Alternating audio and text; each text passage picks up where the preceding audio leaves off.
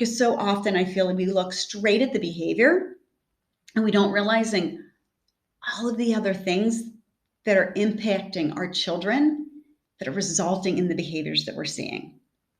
And I really do feel that the mounting stress that they undergo throughout the day creates a sense of trauma internally, which evokes some of these reactions and responses that we see.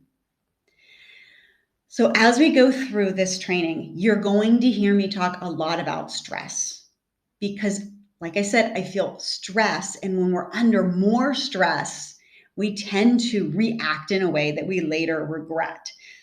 So to help us, let's start helping us to decrease stress.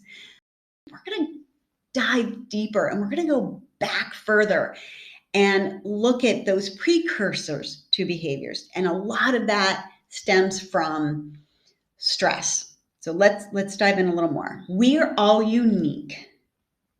All of us are different individuals. We all respond to the world differently. We come from our own perspectives, our own backgrounds, our own experiences.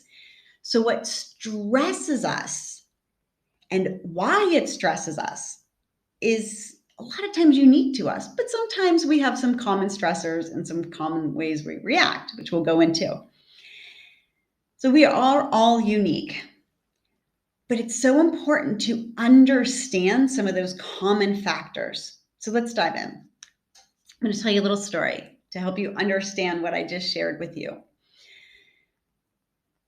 So I'm sure you've faced this where you're out in public, you are doing something, and all of a sudden your child has a meltdown and just stops and you don't know why, right?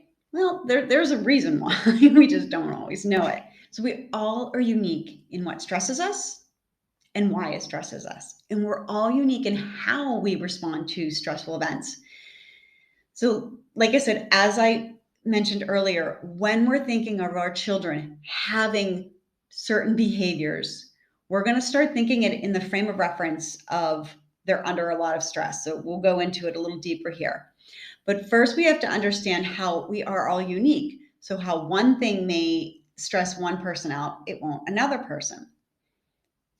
So for instance, these cable cars, and I'm going to be sharing a story with you regarding these cable cars to help you better understand how stress impacts us and how we can help our children through those stressful events to prevent them from unwanted behaviors. But first we have to understand, everyone's unique.